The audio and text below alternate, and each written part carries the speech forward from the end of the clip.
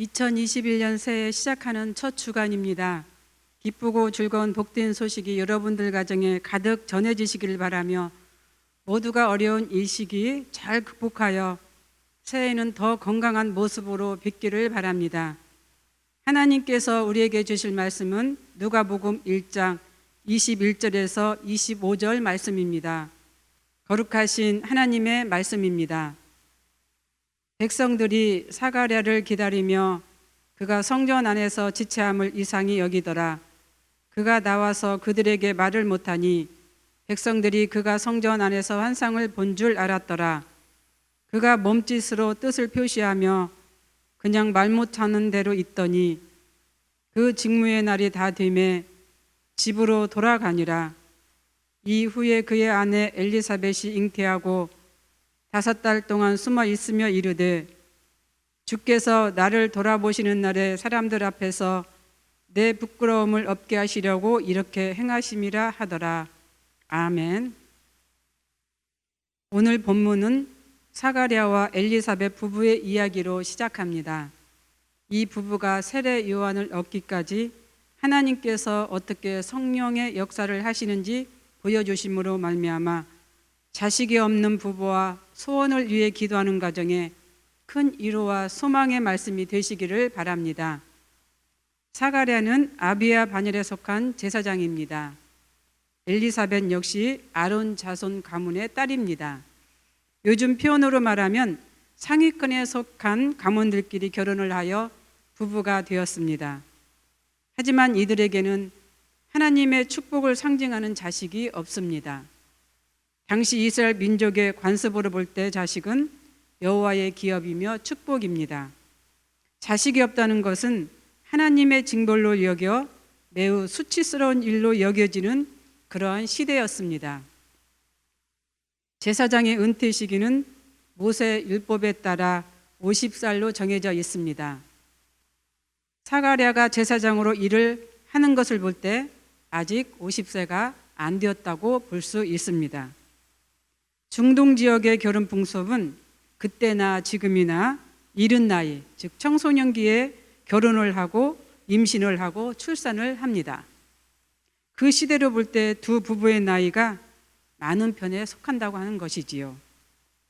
당시 제사장들은 반열에 따라 제비 뽑아 선택된 자만이 성전에서 봉사할 수 있었습니다. 마침 선택이 된 사가랴가 성전에서 봉사할 수 있는 기회가 왔습니다. 그런데 이 기회가 사가랴에게는 천만금을 주고도 얻을 수 없는 기회가 되었습니다. 바로 여호와께서 보내신 천사를 만나게 되었기 때문입니다. 사가랴에게 이 기회는 그저 얻어진 것이 아닙니다. 그만큼 하나님 앞에 진실하고 충성되게 일하는 자였기 때문에 주어진 축복의 자리였습니다. 힘들고 어려운 상황 속에도 묵묵히 자신에게 맡겨진 일들을 감당한 사가랴에게 주어진 것은 하나님의 축복이었던 것이지요. 만약 사가랴가 자식이 없는 것을 한탄하여 본인에게 맡겨진 일을 소홀히 여기고 나태하고 태만하며 가정의 일을 소홀히 여겼다면 축복의 기회는 없었을 것입니다. 자신에게 주어진 일들을 묵묵히 불평불만 없이 행하였을 뿐만 아니라 가정을 잘 지켜나갔기 때문에 이런 축복이 왔습니다. 우리도 사가랴의 이런 정신을 본받아야 합니다. 언제 어디서든지 어떠한 상황이든지 우리에게 주어진 일에 최선을 다할 때 하나님은 결코 우리를 소홀히 여기지 않을 것입니다. 특히 어려운 상황에서 가정과 교회의 생활을 잘 이끌어 나간다면 하나님은 우리에게 원하는 목적을 이루어 주실 것입니다. 두 번째로 지혜로운 여인 엘리사벳입니다.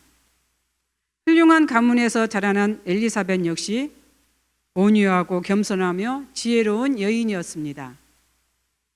아기를 낳지 못하는 것이 꼭 자신의 잘못으로 생각하여 아마 평생 죄인처럼 살았을 것입니다. 사가랴보다 더 큰 근심 어린 마음으로 살았을 것입니다. 그럼에도 엘리사벳은 남편 사가랴의 뜻에 따라 자신에게 주어진 일을 묵묵히 해나갔습니다. 또한 신실한 마음으로 하나님을 섬기며 또 남편을 내조하며 살았습니다. 남편 사가랴가 성소에서 하나님의 뜻을 받아 집에 왔을 때 말을 못하는 남편을 보면서 경거망동한 행동을 하지 않는 것만 보아도 엘리사벳이 얼마나 지혜로운 아내인 것을 알 수 있습니다. 오히려 아이를 임신하고 나서는 더욱 낮은 자세로 하나님을 섬겼습니다. 또한 경건한 행동과 마음으로 기도하면서 장차 태어날 아기에 집중하면서 하나님께서 이 아이에게 행하시고자 하신 뜻이 무엇인지 깊이 생각하면서 기도에 집중했습니다. 세 번째로는 성소 밖에서 사가랴를 기다리는 백성들입니다. 성소 밖에는 많은 백성들이 제사장 사가랴가 나오기를 기다리고 있었습니다.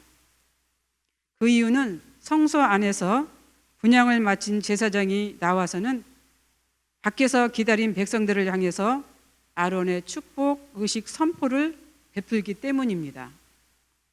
그런데 나오지 않는 사가랴를 기다리면서 백성들은 여러 가지 생각에 잠겼을 것입니다. 레위기 10장 1절에서 2절에 보면은 나답과 아비후가 여호와께서 명령하지 아니하신 다른 불을 들이다가 불이 나와서 그들을 삼킨 사건을 그들은 기억하기 때문입니다. 드디어 성소에서 나온 사가랴는 백성들의 짐작대로 말을 못하는 벙어리로 나왔습니다.